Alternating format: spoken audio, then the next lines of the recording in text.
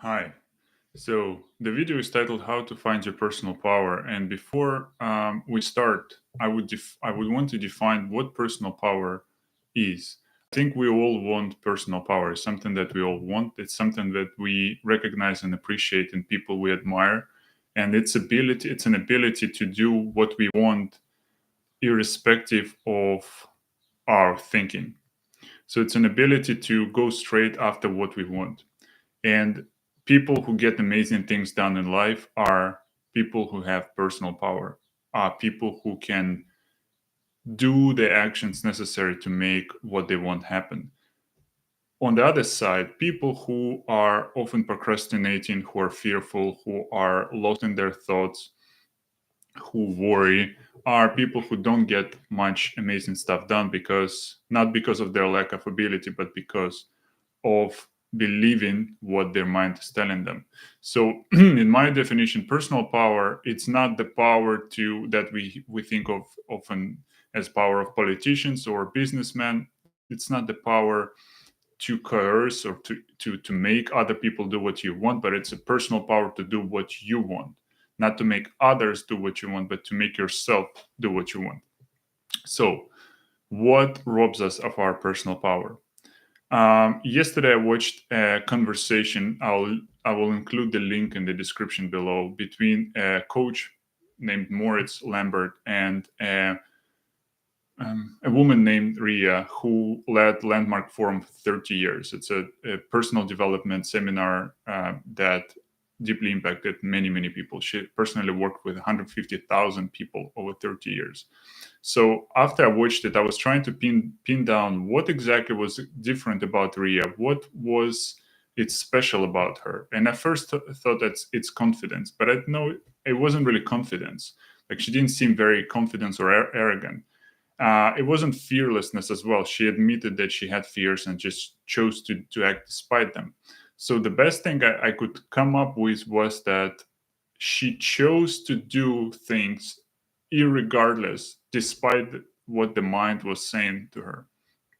And the metaphor I like is of an eagle. So when it starts to rain, the eagle is the only bird that goes above the clouds, and to avoid the rain, all other birds seek shelter. So what we can, if the mind is, if being lost in our thoughts, if believing what the mind is telling us is the thing that robs us of our personal power, is the thing that makes us less effective in life, less powerful, then we can, what we can do about it. So one thing we can do, and imagine mind is like a radio that's always playing in the background, always saying different things. And sometimes the radio is worrisome. It has a lot of worryful thoughts. And sometimes the radio is optimistic. But it's not really what the radio is saying that matters, but it's what we choose to do about the radio.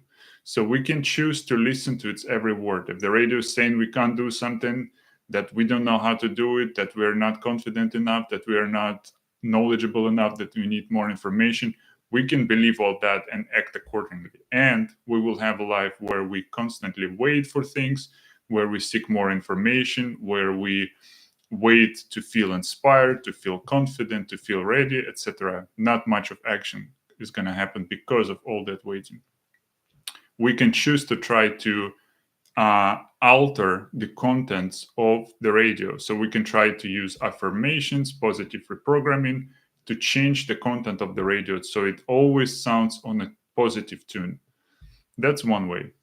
We can choose to try to quiet down the radio. We can choose through meditation or through some other techniques, try to completely shut the radio down, to stop our thoughts, to stop that mental chatter, which never works because everybody thinks. Or we can recognize that the radio is going to play out in the background all of our life, and it doesn't mean that we have to listen to it, and it doesn't mean especially that we have to do what it says. So in this sense, then personal power becomes an ability or a choice or freedom to do what we want despite what the mental chatter of the mind is saying to us. So imagine a line and two different boxes. They don't overlap. There is a line, there is a division between them. One box is action, and another box is mind chatter. So what we act, what we do, is in no way dependent on what the mind is saying to us, on what the radio is saying in a given moment. They're not the same, they're completely different. We can do things that the mind tells us we cannot do. We always have a choice, and they're not the same. The mind is like a weather, it doesn't mean anything, it's just the weather of today. But imagine now two boxes coming closer and overlapping so much that you can't almost cannot see the action box. You can maybe see the fringes of it. And most of it is overshadowed by the mind chatter. So what happens then is we believe what the mind is saying, and we base our actions. We condition our actions based on what the mind is saying. So what happens? We cede our power. We cede our power to the mind. We believe that what we can only do what the mind is saying. That's not true. That's not true. And I think if you reflect on your life, there were instances when you did things you didn't think you were able to do. There are instances when you did things that you thought were impossible for you to do even. So that shows that what you thought was possible and what you actually did are two different things.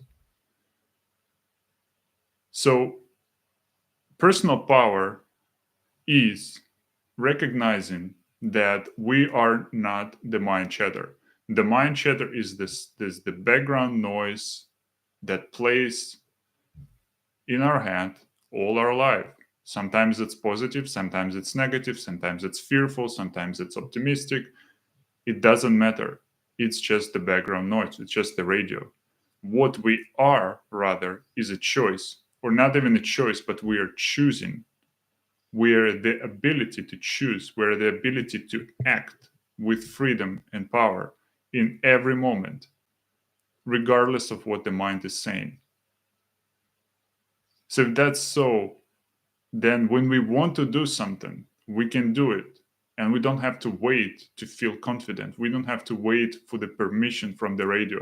We don't have to wait until the radio plays the right tune so that it kind of confirms to us that now we're ready to do it. We can just do it. And by doing that, we confirm to ourselves that two boxes are not the same. And the more we do it, the more we separate them. If they're almost overlapping, we separate them by taking action.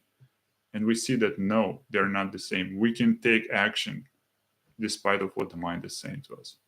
So I hope it's useful. I will include the link to the video that I mentioned below in the description. Watch that video and maybe listen to it as you listen to music. Don't try to get it as you would get information. There's not much information there, but try to be impacted by it, washed over by it as you would be washed over by music. Just listen to it as you listen to music.